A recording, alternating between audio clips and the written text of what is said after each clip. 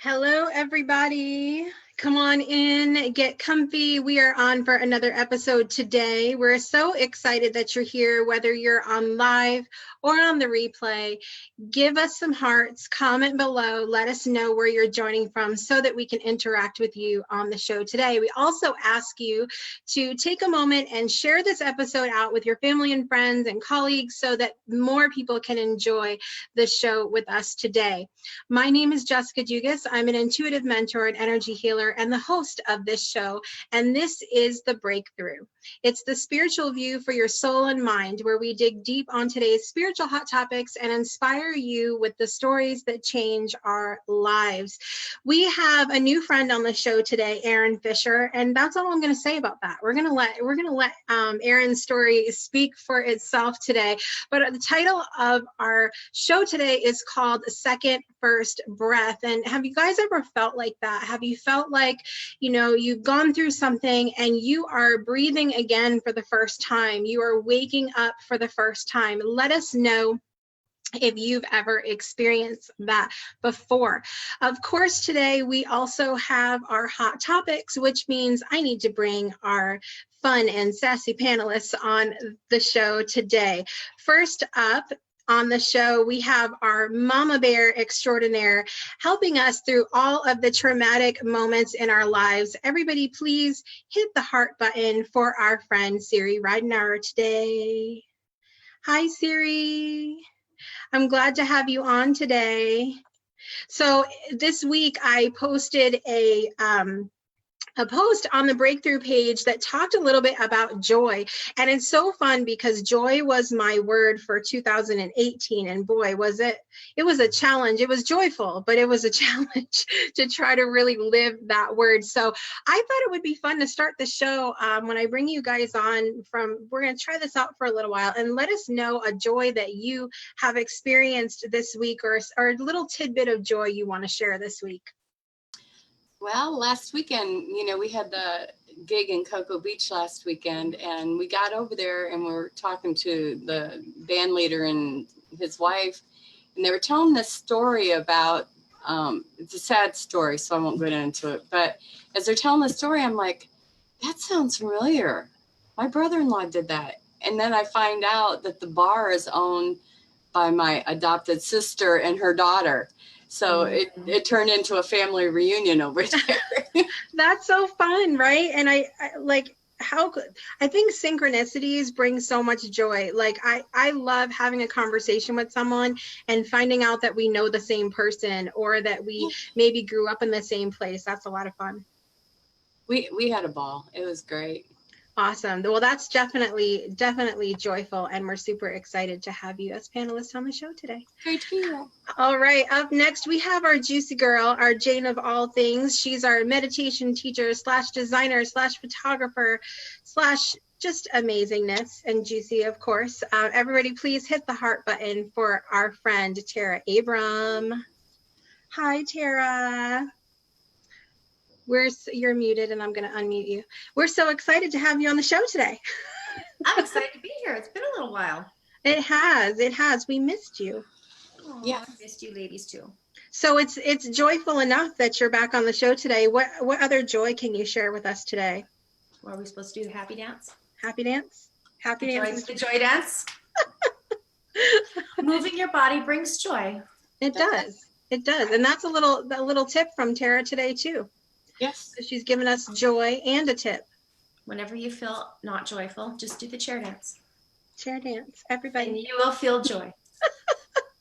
You'll feel joy, and it'll bring everybody joy that's watching, I'm sure, as well. So we're glad about that. Again, if you are joining us live today, share with us below something joyful that you've experienced this week, whether it's a chair dance or a family reunion. My joy this week, let's see, my husband had off work 3.5 days in a row, which is pretty much unheard of. And we were going to go away for the weekend, and because it was his birthday, we had Easter, and then it was his birthday, and we were having fun. We were going to go away for the weekend. We were going to go to Atlanta, and I wasn't feeling 100%. And he called me from work the day before we were supposed to go, and he was like, "Let's just stay home." And I was like, "Okay." So we stayed home. And then we got home, and we were going to go to Atlanta, and I was like, "Let's just stay home." And he was like, "Let's just stay home." And he was like, "Let's just stay home." And I was like, "Okay." So we stayed home. And then we got home, and we were going to go to Atlanta, and he was like, "Let's just stay home." Have any of you guys ever taken a vacation and you feel like you need a vacation after your vacation? Have you guys felt like that before? And so that's what it's like traveling with 6 children. And so every time, doesn't matter where we go. And so my joy this week is that we actually did that. We stayed home and we ordered takeout and we played games and we just, it was the best thing. It was literally the best thing to just chill out and not have to worry, right? So that's my joy that I'm sharing this week. Yay. All right, so let's talk about hot topics this week. You guys might have noticed that I posted a quote on the Breakthrough page this morning on Facebook, and it says, "We are drowning in information while starving for wisdom." And this topic of information versus wisdom is so interesting because I feel like, I mean, I don't know about you ladies, but I feel like we're overwhelmed with information right now, especially since really the introduction of social media. Their stuff is in our face all the time, and anything. I mean, we go from, politics to cats playing piano. There's just stuff in our face all the time. And so I resonated very much with that quote of I feel like we're often drowning in information. And I think that's why that break that I had this last weekend was so refreshing, because I rarely checked my phone. It was like, I wasn't, hooked on social media for those 4 days, and I wasn't stepped away from my computer a little bit. How do you guys feel about that? Do you feel like we're sort of overwhelmed with information, and how does that look for you? Well, I've started, I'm only on the computer in the mornings now. Because of the overload. I quit looking at the news because it isn't even worth watching anymore. You never know who's telling the truth. I was going to ask you about the news, because a lot of people are really sort of adamant about that, about never watching the news and not following news broadcasts and things like that. Is that how you are too? Have you cut it out completely? Not completely. We listen to the radio first thing in the morning while we're sitting having our coffee and listen to the local news.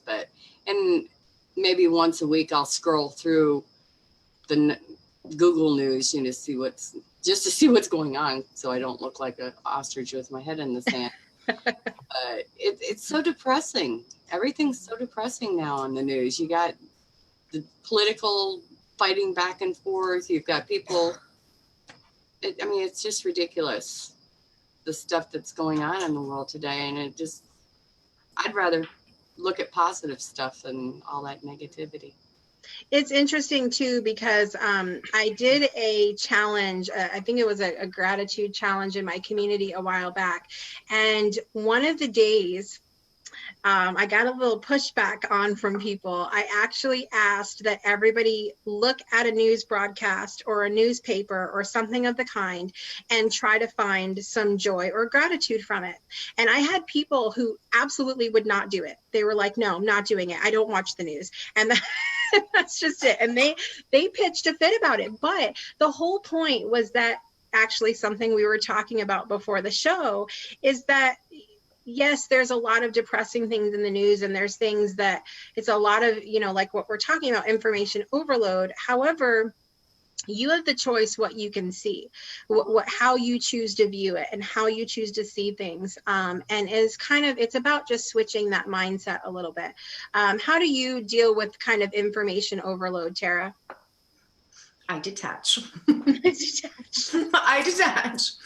Yeah, I'm not a news watcher.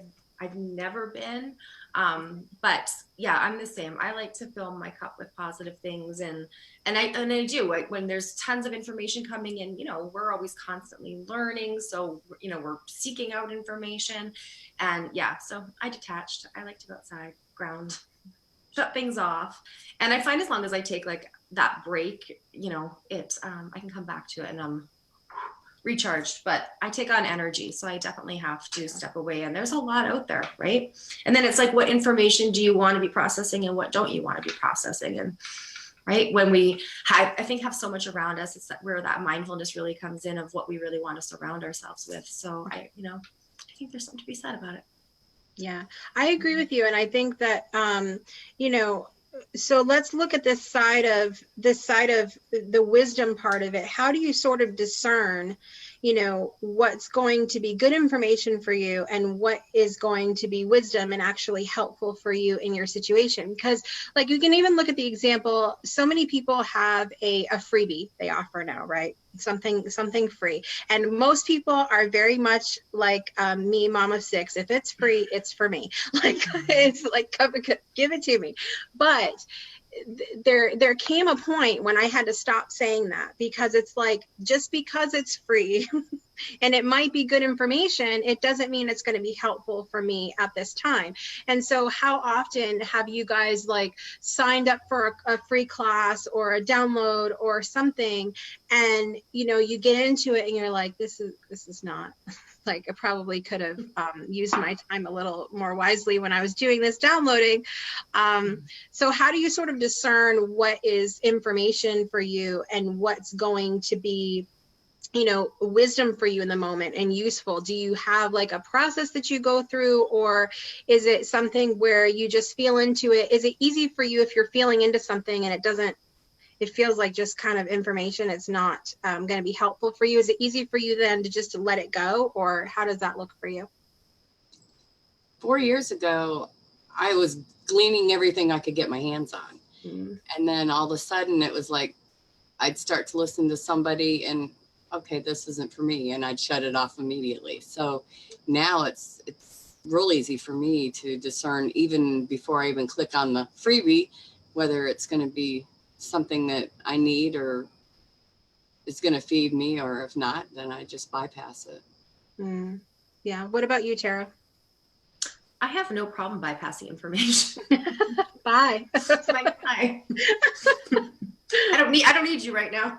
Yeah. I mean, I find if it's something that like it's in alignment with me and I'm drawn to, like it, you know, it'll be one of those things that just pops up and then I'll be like, hey, yeah, check it out. But yeah, I'm kind of on this like minimalist, decluttering, detaching, trying to have, you know, only bring in what I really need right now. So I have no problem. I can watch it just float away. Well, and I think that comes with a level of confidence and boundaries within yourself too. I think if you're in sort of if you're in that people pleaser place that we've talked about before, it can be hard if a friend goes, hey, I've got this great class or this great freebie for you, and you're like, oh, that's fantastic. And it can be hard to be like, you know, that's really just not where I'm at right now. I'm gonna have to pass because that's our friend and we want to, you know, support them or whatever. And so it can get interesting, I think, for sure, when that sort of stuff comes up. I think it really has us question our boundaries and our own, you know, what do we want to bring, like you were talking about, Tara, what do we want in our circle? What do we want to bring into our energy? And this is something that we really have to be careful for those of you that do suck in energy. If you are an empath, if you're somebody that takes things on, that's something you really have to be careful of, is the amount of information you've got in front of you. Limit your news feed. Unplug, like Tara saying, turn it off if it doesn't resonate with you, like Siri's saying, and make a happy bubble for yourself if you'd like to live in a happy bubble. All right, ladies. So chime in below and let us know how you feel about information versus wisdom in your life. I wanted to say a quick shout out to Gwen and Heather that are joining us, as well as Angela. Thank you guys so much for being on with us today. Heather was complimenting me on my moon photo behind me here. My cards came out last Friday, yes, the 20th, so 6 days ago. We're about a week into the launch and it's been so much fun. So I want to give a quick thank you to everybody who has been so supportive and so awesome during the launch of Colors of the Moon. It's really meant a lot to me. So, and then also Gwen was saying, I watch the news, but I always try to find a positive story when I can. So I like that. Looking for the positivity, even if the news may be a little bit of a downer. And Heather was saying, be intentional with the information that comes into your life. And we like that too, being intentional. All right, guys, so we need to get to our guest today. I'm just going to leave it at that. He's an awesome person and an entrepreneur of sorts, and I'm going to just let it go where it goes. So everybody, please hit the heart button and welcome our very special guest today, Aaron Fisher, to the show. Welcome, Aaron. Hello. How you doing? We're good. We're so glad to have you on today. And I was trying to be very like, it's just Aaron Fisher. Okay, yeah. we're gonna see which direction that goes. All right. So we're talking about in our hot topic today, information versus wisdom. Do you have anything you'd like to chime in with that, Aaron? How do you sort of discern or maybe unplug, or how do you deal with the amount of information we have coming to us these days? The way that I see it nowadays, especially with social media, online things, is information is the new age currency. So when I have a meme that nobody's seen and I can post it, and then somebody hasn't seen it and they can post something else, that kind of gives me a little more social currency. It allows people to think that I know more what's going on, or I'm on top of things, or I'm more connected with the media, or whatever is going on. The thing is, so much of us get so addicted to that we actually think that a lot of our richness comes from the information that we're finding online and things that we're sharing, that we get to the point where we are this library of memes and able to share millions and millions of things. But yet when it comes to putting things into practice, it doesn't really work. I can share a lot of brilliant people's ideas, but what's my own? Right?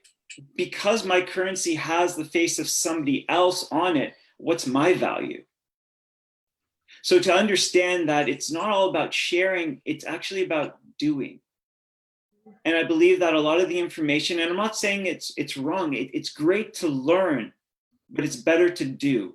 Because the more you do, the more you want to learn, and the more better of a direction that you actually go. So information is more just the intellect, where I believe that wisdom is more of putting everything into place, the intellect, the body, the mind, body, spirit, and connecting it all together. So nowadays, listen, I see a lot of the things that go online, and it's really interesting because when I do meet with young entrepreneurs and other people and we have these great conversations, it's just like, let me tell you a million things. And I'm like, okay, great.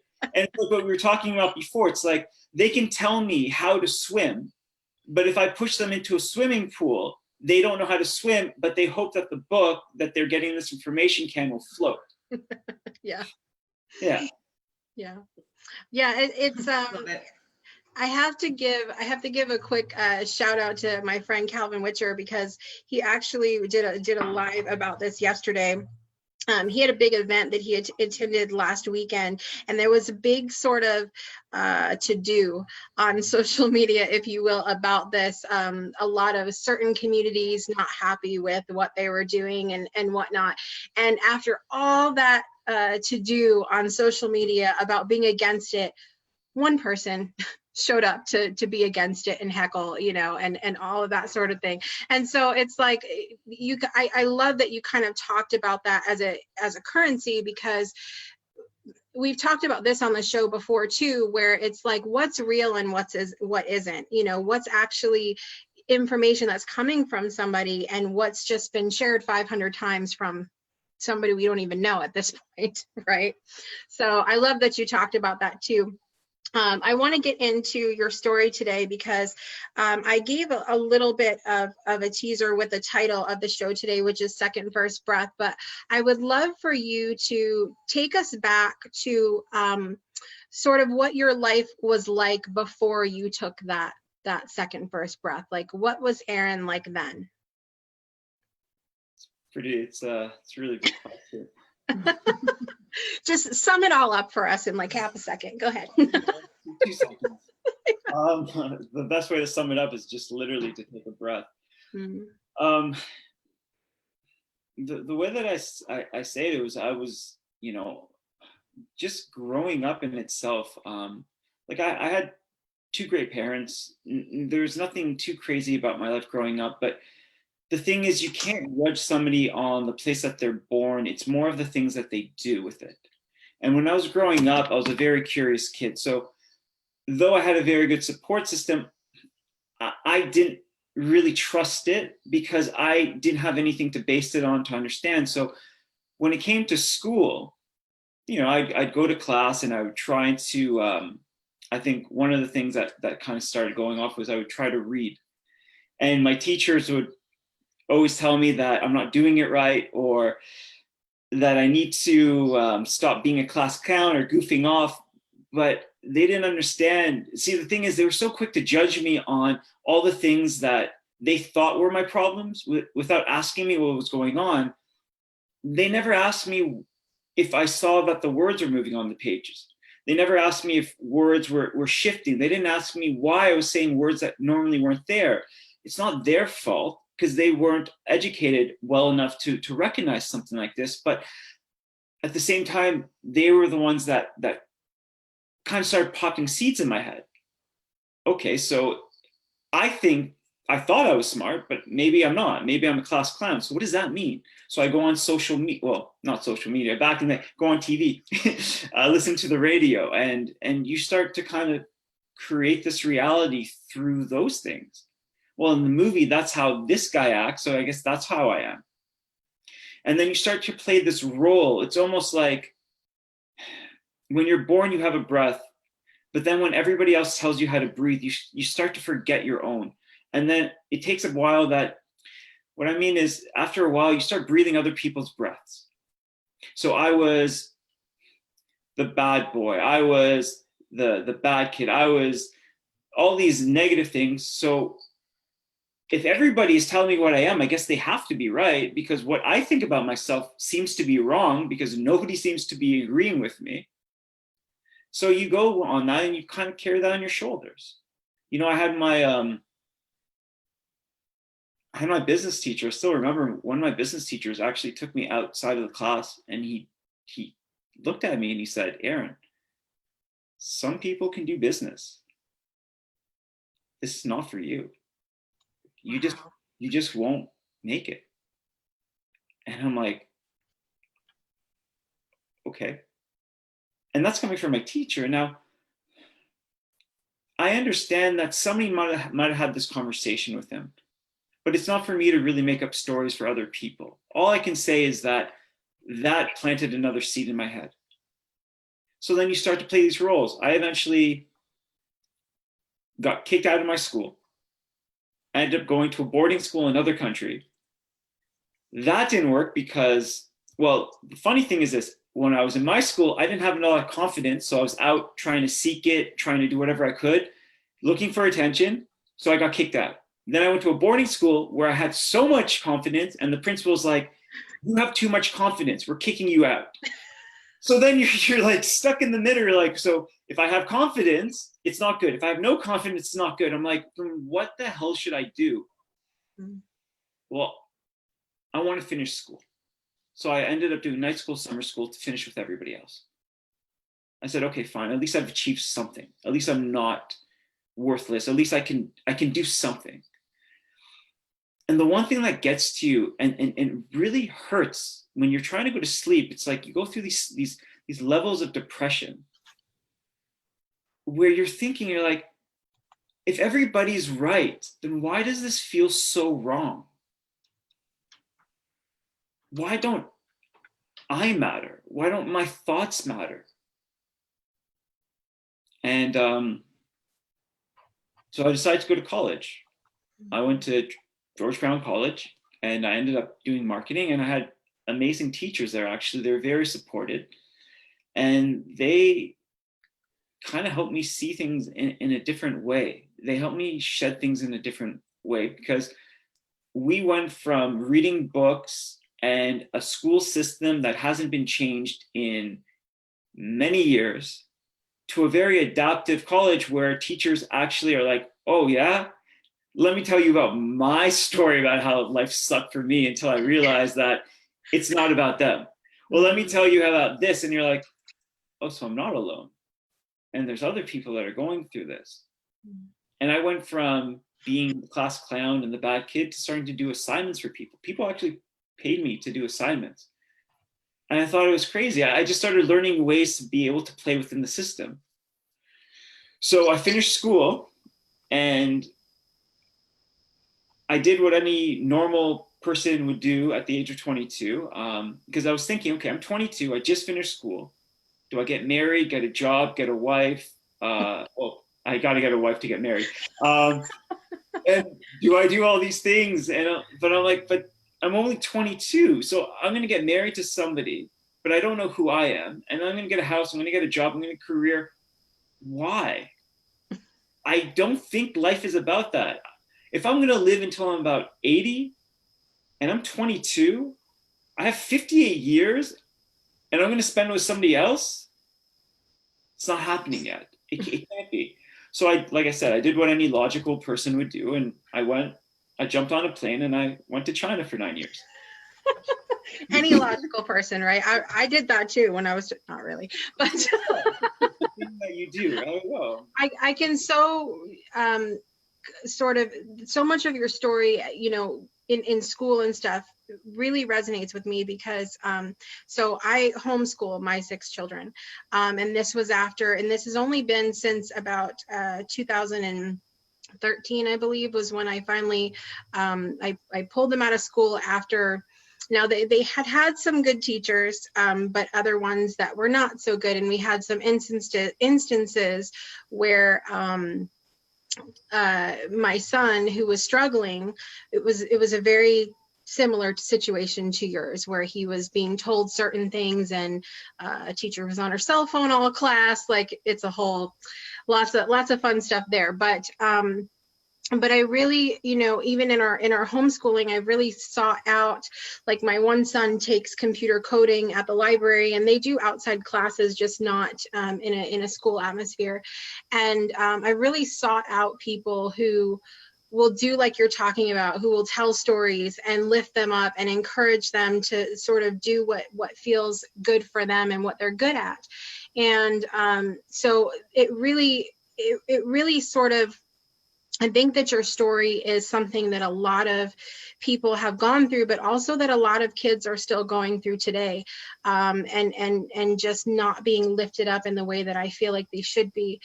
So at what point did you sort of have your what point sticks out at you that said, things have got to change here? Like, what was that moment for you?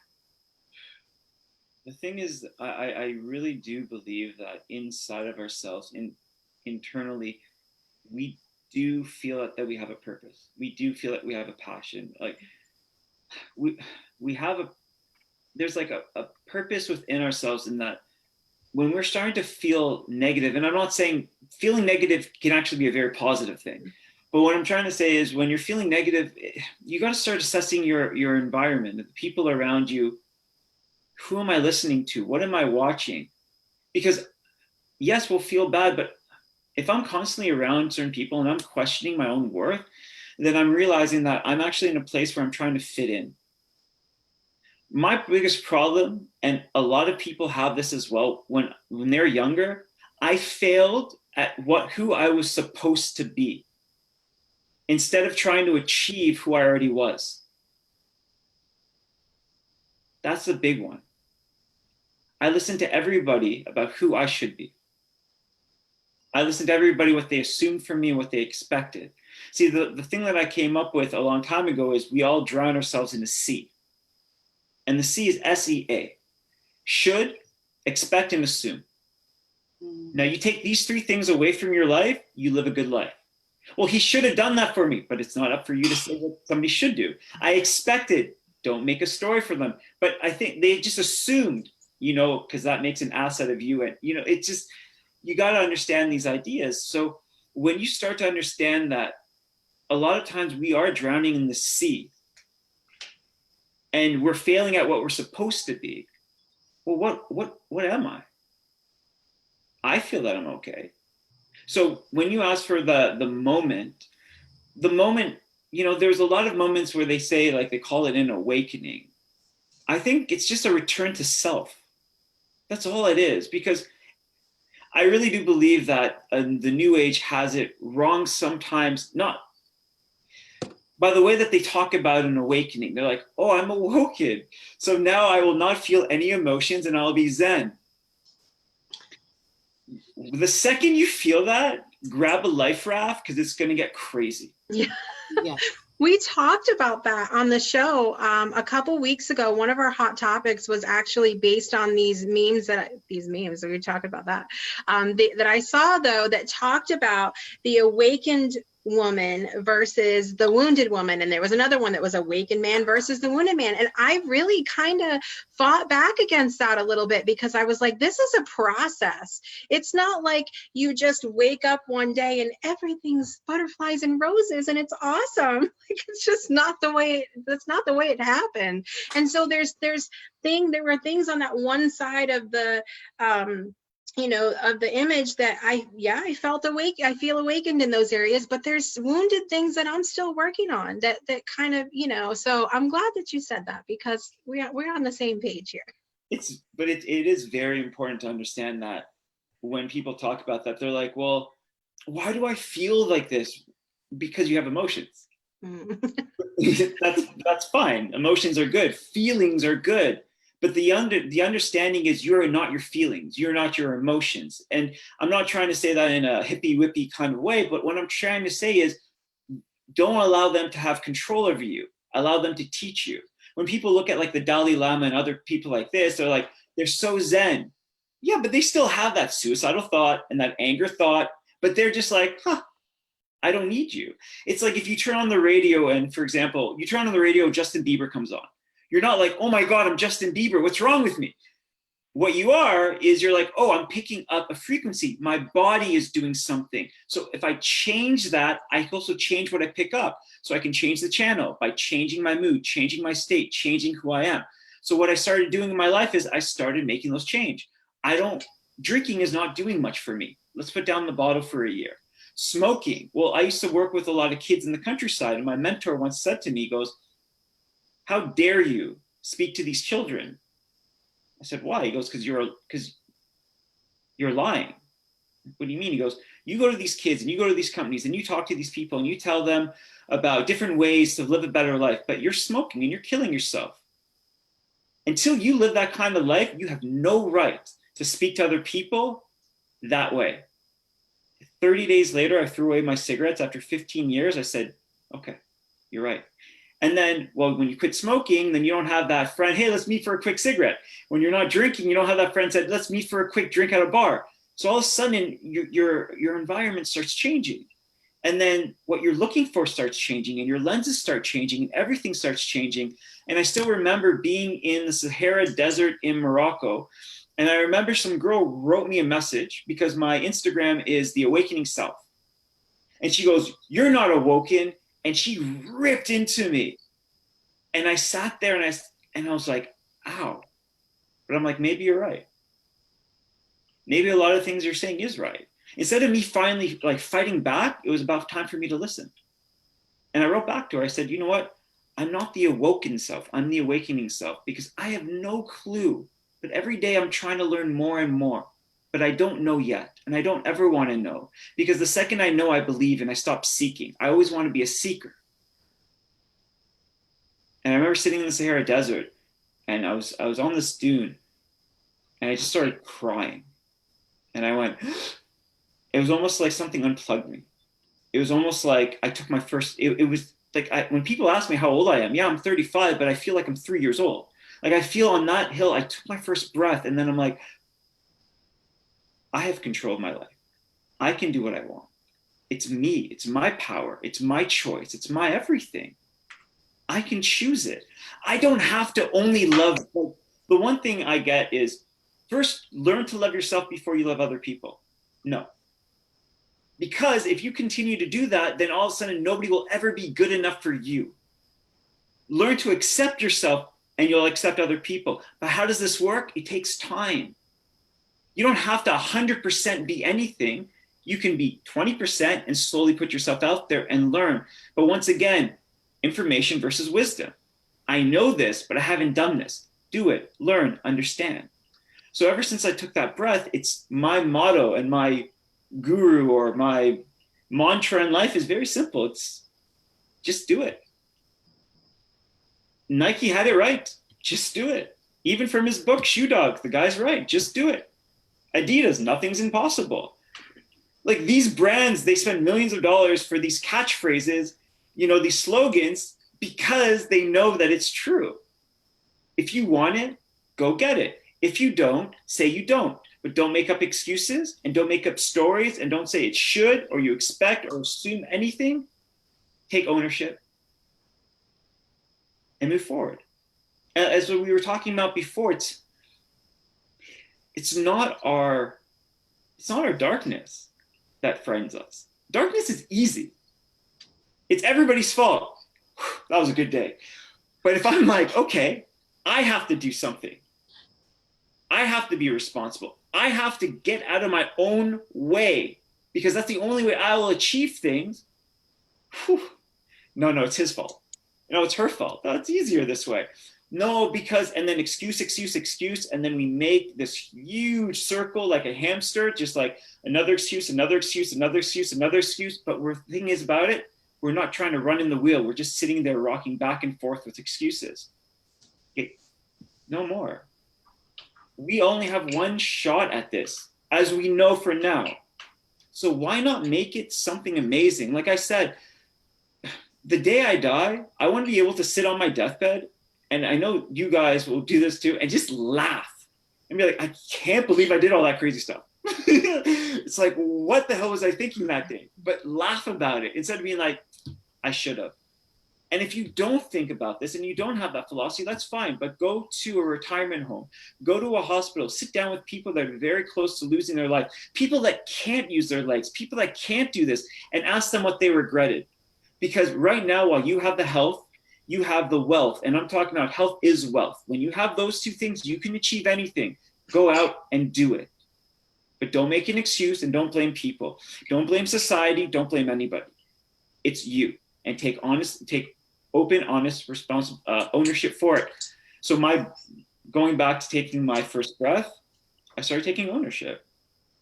I used to believe that I was a failure because I had a diploma. It's just a diploma. No company would hire me. And for so many years, I had a chip on my shoulder. I'm like, I would tell people what I was. I told them what I wanted to be, but I never felt I was. But the thing is, there's Elizabeth Gilbert, like she came up with fake it till you make it. I don't believe in that because faking it means you're being something that you're not. I believe in believe it until you achieve it. My whole life, I believed that I would be a consultant. I have no idea why, but I just did. When people said, what do you do? I'm like, I'm a consultant. My friend's like, no, you're not, you're lying. I'm like, maybe today, but tomorrow I will be. And eventually, I ended up getting hired for a company working with Fortune 500 companies on their leadership and people development programs. And they hired me. Do you know why they hired me? Because I didn't have a master's. Because I didn't have this. Because they realized that the people that are hired, that have very, very high education, and I'm not saying everybody, they only think in one linear way. So when there's an issue, let's go straight. But people like me who grown up with getting kicked out of school and doing this and that, they're like, you think in ways that we normally don't think. You haven't been taught by the book. You've been taught by life. Let's hire you. Huh. And you know what? The funny thing is, the second that I started doing things for myself, the second that I quit smoking, I quit drinking, I started doing, I opened up an art gallery when I was in China, and I sold my art to help kids in the countryside with their education. And I went to the countryside and I did this. Why? Because I've always just wanted to do things for children. And the more I started doing things that I wanted to do, the more things that I've always wanted started coming into my life. It's kind of funny. It's like when you're that popular person, everybody's like, oh, I want to be with you. So when you're starting to do things, all of a sudden, like your dreams, your inspiration, all these opportunities start to come up. They're like, hey, how you doing? I remember you. You're the popular kid in school. Like, I want I want to spend time with you. I want to be with you, because we start attracting it. So yeah, that's just my quick rant. So Erin, you work mostly with kids.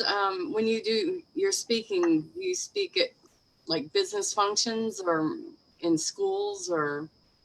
So I do everything when it comes to it. When I was in China, what I did, we worked with my friend, and my friend would run a summer school program where we'd have kids from all around, from primary to elementary, from primary to university, and we would do 1 week camps for 2 months, so 8 camps.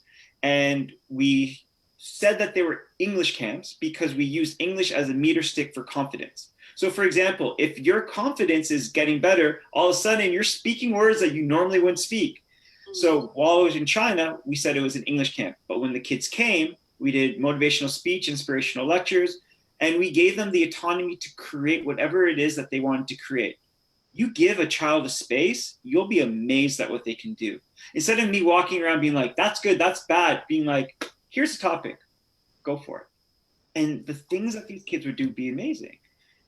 So at the end of these weeks, when I spent with these kids, and this is when I was slowly trying to figure myself out, the kids at the end would always come up to me and say, you're my inspiration, you motivate me. But at that time, I felt like a phony. I felt like I was that guy giving you a book on how to make $1 million, hoping that you buy my book so I can make $2. You know what I mean? Like, I didn't have anything in the bank. And all this time with the kids actually inspired me to go travel. And I remember going to this one mountain and standing in front of it. And after so many years of that self-talk in the head, you can't do it, you're a failure, you're this, you're that. I remember standing there and just being, okay, maybe you're right. But if I listen to it, if I listen to you, you become louder. If I try to make you quiet, you become louder. If I try to ignore you, you become louder. What happens if I challenge you? Maybe I can't walk up this mountain. Maybe I can't. But if I try, what would happen? So I climbed it. And then I climbed 5 of them. And then I went on 65K bike ride. And in 1 month, I lost 30 pounds. Why? Because the weight was emotional weight that I was carrying on. I spent 2 years of my life not looking in the mirror. I didn't even know that I was overweight until I became thin. And then I'm like, whoa, where did that come from? But going through these things, I started realizing that our brain is a very interesting thing, because our body we want to do 2 things in life. We want to survive and we want to reproduce. That's all this body wants to do. So the second that you start to do things outside of that scope, all of a sudden, no, you can't do it, you're stupid. But it's not really saying that you're stupid and you can't do it. It's just saying, we want to have kids. If you climb that mountain, you might fall, a rock might hit you in the nuts. This is not a good idea. Don't do that. So what you do, you gotta do it, because our fear level is only based on experiences and memories. New experiences and new memories teaches our body to create new things and allows us to go further. This is why I rock climb and I run. A lot of times I'm running and I'm like, I hate this. And then I get to the end, I'm like, all right, let's do it again tomorrow. Or I'll climb something and I'm like, I'm scared of heights. Well, I used to be scared of heights until I took in rock climbing as my sport. But unless we challenge ourselves with those fear factors, we'll actually never understand where our growth is. We'll actually not be able to see what we're able to do. And I realized that voice in your head is almost like a mother. You can't do this until you show your mom, yes, I can. She's like, yes, you can. Your curfew's not 9, it's 10. And you're like, Mom, it's going to be 11. She goes, I don't believe you. And then you slowly build a relationship with yourself. And then you slowly are able to do more and more things. And I remember even after this trip, when I came back, and this was before I opened up my art gallery, and I remember showing my friend all my pictures that I took. I said, you know what? These kids motivated me. They inspired me. They made me see myself in a way I haven't seen myself in a long time. I'm going to take my photography. I'm going to print it. I'm going to saturate it, print it on a canvas, and make them look like oil paintings, and sell it and raise money and help these kids in the countryside. Not help them, but be able to go to the countryside and find ways to create new methodologies or to work with these schools. And my friend, she looked at my phone and I showed her the pictures and she's like, wow, these are really, really ugly. She's like, this is not going to work. And in that moment, I realized something, because it's like, you're my own self-doubt sitting in front of me. You're not saying that I can't do it. You're saying you said you're going to do all these things before. I don't trust you. Show me. So I did. I opened up an art gallery. We sold. I went to the countryside. I worked with kids. I worked with teachers. I did all this stuff. When people tell you that it's a no, what they're saying is it's K-N-O-W, not N-O. They're saying that's something that you don't know yet. So how do you get to know something? You don't read it, you do it. So I did it. And I learned. And the thing is, a lot of times people don't want you to succeed. Not because they don't want you to succeed, it's because the second you do something that they've been putting off for a long time, then they have to question their whole belief system and they don't want to do it. So please don't do that, because don't make me look at things that I don't want to look at. Thank you. Now don't do that. Have a good day. Right? Right. It's so true. Like, it's so true how, like, just what you're saying, it's like people don't want you to necessarily be successful, but it's not about them not wanting you to be successful. And it's really interesting, especially I think once I branch out into the online space, and, a lot of questions more get raised, right? So, but, I really loved what you talked about, and I resonated too with the school thing. This last year, I'm doing virtual school with my kids at home too. And that process has worked out so much better because, they went through those same kind of things. So I really love that you shared that, because, and I don't like to say anything bad about teachers and give them bad rap, because I know they tried, but the circumstances they're in are tricky when you're stuck with that many, right? So, but it's such a different experience working with these teachers and the potential that they see in the kids and how they want them to learn and change versus, like you said, a system that's been around for so long. Like, it's never changed. It baffles me. I fully agree with you, and I'm not bashing teachers in any way, shape, or form, because I've been a teacher. I have a lot of friends that are teachers, and they're trying to do whatever they can, but they're within a system that gives them limitations, and there's only so much they can do. But there are some phenomenal teachers out there. Don't get me wrong. But I'm saying that it's the school system. So the school system was literally created for a way to get you to work an assembly line later on in life, because that's what we needed to do. Bell rings in a factory. Grade this, you have to grade the packaging or whatever you do. It's like, it wasn't taught for the way for children, for us to learn, because I might be more visual, you might be more audio. Every kid learns in a different way, but you stick a kid in class and say, you can only learn this way. I've been one of those kids where my legs are shaking, my body's shaking, and my brain's like, I'm trying, but I can't comprehend what you're doing because your style doesn't work with me. But nowadays I'm learning that, and I'm seeing my friend, he's like, oh yeah, we just did meditation with the kids in school today. I'm like, where was this when I was growing up? I kind of some part of me kind of wants to go back to school and be like, what's going on? I might shave and just dress up like a kid for a day and be like, yeah, let's see what's going on. But you went Madison. Well, like that movie, remember? Oh yeah. Yeah, Billy Madison. That was a great one. But you went through it, and I went through it, and all of us went through it, and we all had this experience in school, and I'm so happy we all did, so we can further just share these experiences with the kids to let them know that your worth and your value does not come from all these other things, that you are enough, and you've always been enough. And your grade on the test has nothing to do with the grade in your heart, the person that you are. I suck at tests. You give me a test, I'll fail. But you give me something hands-on, I'll do great. So my favorite quote by Einstein is, if you judge a fish on its ability to climb a tree, it'll think it's stupid its whole life. Trees aren't for me. But throw me in the water and I'll show you how I can swim. Right? Same thing with other people. Take a monkey out of water and show him how to climb a tree. He'll climb a tree. It's like, know who you are and know your element and work with it. And my favorite is Brene Brown, because she talks about fitting in versus belonging. We spend so much of our life in high school and places that we trying to fit in, and it's so tiring. When you grow up, you start to find out the places you belong. And it's almost like you belong everywhere and nowhere at the same time.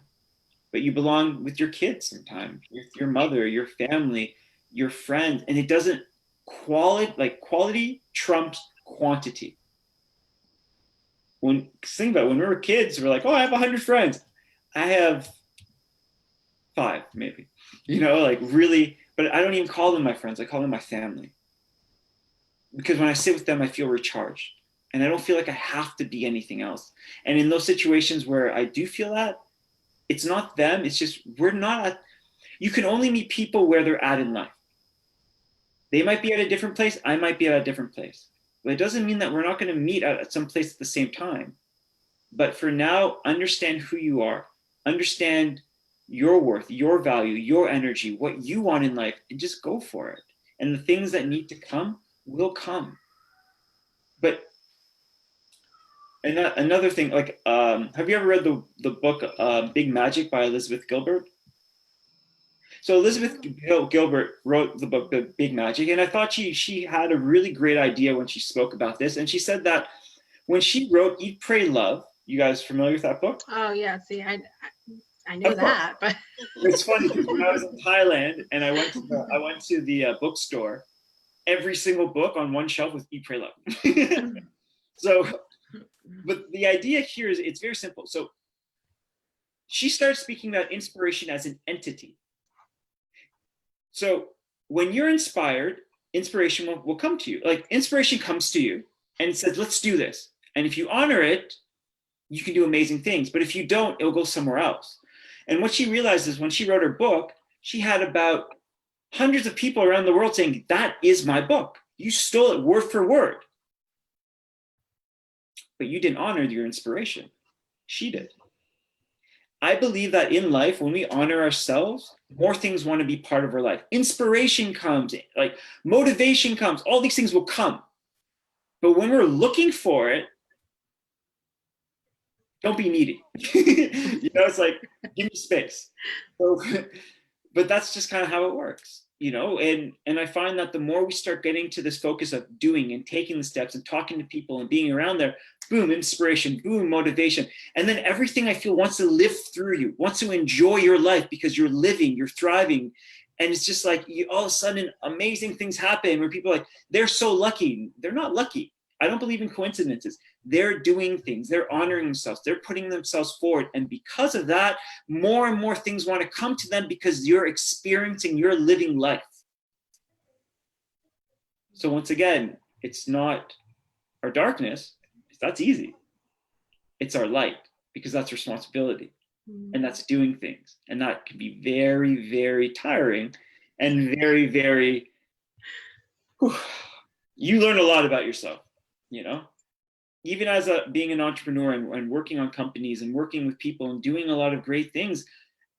It doesn't mean that I sit here and I'm like, I know everything that I'm doing. Some days I'm like, what the hell is that? I'm like, oh my God. I'm like, I can't believe I said that.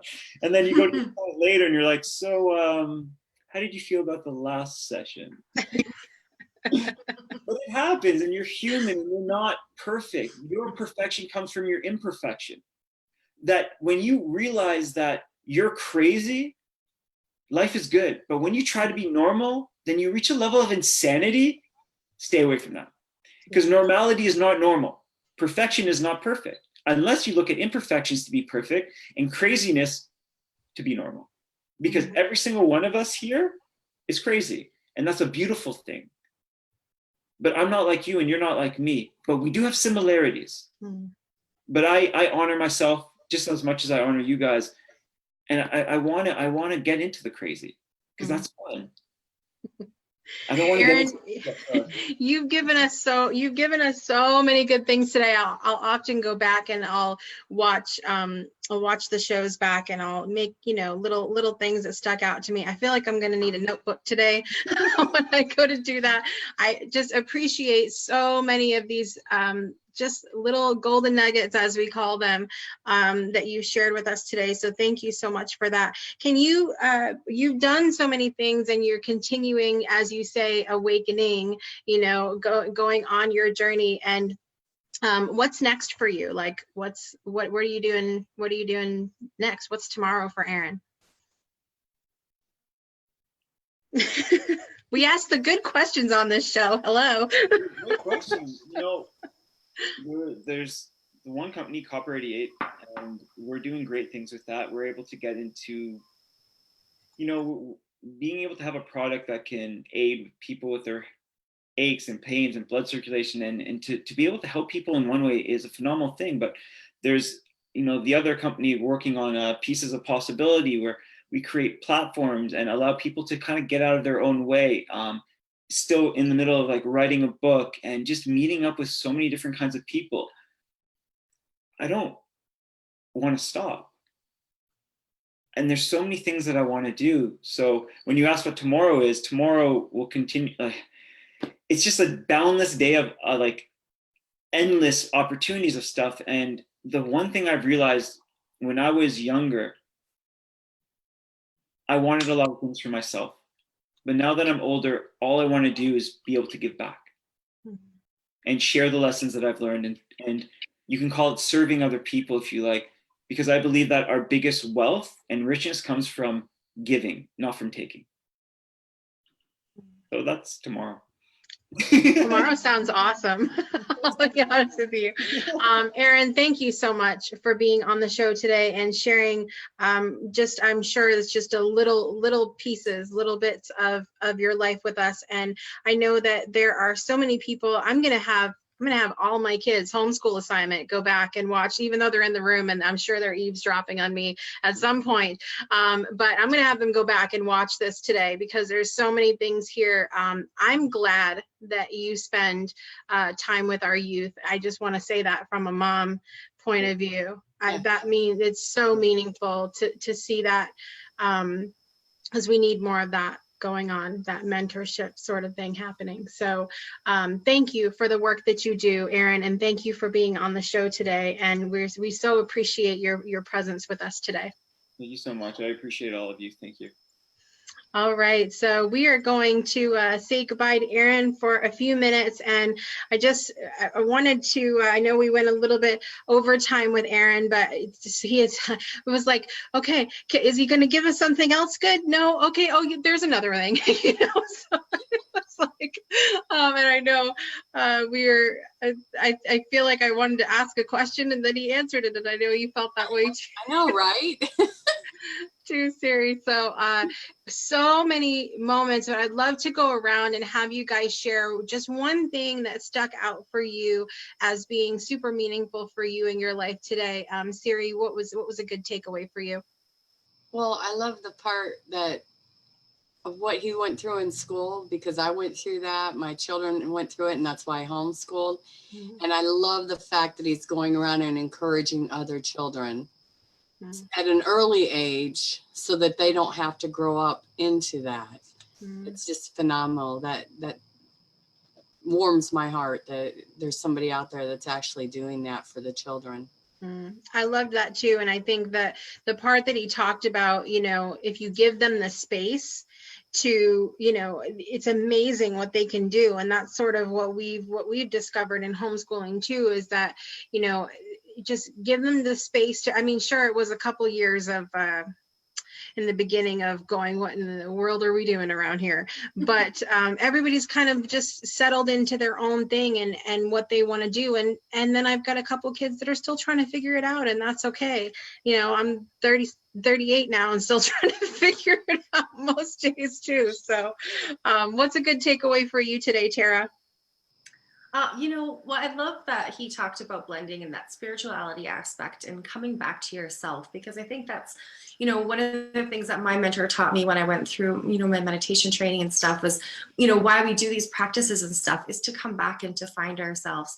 So I really love that he brought that part up, because I think it, you know, it's a combination of the whole, right? Mm-hmm. And I think it's something that sometimes we don't talk about a lot because there's that stigma around it. And the fact that spirituality could be anything that resonates with you, and it can be your practice and stuff. So yeah, I love that he touched on that. I thought that was awesome. And I agree. I'm laughing though when you're talking about the homeschool. The first couple of years you go, what? Because this year I was just like, what? But even through all that, there has been so much more positive that has come from it. I can't even explain. So like, I'm excited for next year. I'm like, I feel like I'll be a seasoned pro next year. But like this year I was like, whoo. I know. Well, and like, it's so funny because we talked a lot about conditioning on this show. Aaron, I think touched on that a lot without actually touching on it. And I tell this story all the time. It's a funny joke now that the very first year that we started homeschooling, like I emptied my living room. This is not a joke, people. I emptied my living room. I had, you guys know the preschool story, Chicka Chicka Boom Boom with the letters on the tree. Do you guys know that one? Anyway, I had the big tree. I made a giant cutout tree on my wall. I had the Pledge of Allegiance on my wall. I had the Lord's Prayer on my wall. I had a table with 6 chairs around it and made them do morning work. Listen, I thought I was one room schoolhouse, and I was trying to do things in a way because that was how it was conditioned. That's how I didn't know what the hell homeschooling looked like, you know? And so for us, that went down the tubes real fast because you try to do that every day with 6 kids. God bless you. But it didn't work for us. And so we had to spend such a long period of time trying to find what worked for us, and ultimately landed us on what we refer to as unschooling. And it's learning through life. It's like what he talked about, you know, when he was hired by the one company. It's because he had life experience, because that's how he learned. And that's how we do things around here now. So I always get a good laugh talking about that first year, because it was absolutely, I mean, just, that's a whole nother show, people. So anyway, we can be entertained on that show. Oh my word, you guys, I can't. So the fails of Jessica. But seriously, I want to say a quick shout out to everybody who had jumped in today. Gwen was commenting, Heather, Nancy, Jessica jumped in, Amadeus jumped in. We've had lots of new viewers today, so welcome to the Breakthrough family. I saw Raven, Vincent, Cody, lots of fun people jumping in. Thank you so much for watching the show today, and we hope that you will come back and join us each and every Friday for the Breakthrough. So many good things today. Thank you, ladies, so much for joining us. Our panelists, our Mama Bear extraordinaire, Siri Ridenauer on the show today, and also our juicy girl of all the things, meditation teacher, designer, photographer, Tara Abram. Thank you for being here with us today. And of course, a great big thank you to our guest, Aaron Fisher. You can find him on Instagram and also on Facebook. His information will be on the Breakthrough Show page, and you can check out his awakening journey on Instagram. He always has amazing things to say on there, so make sure that you check that out as well.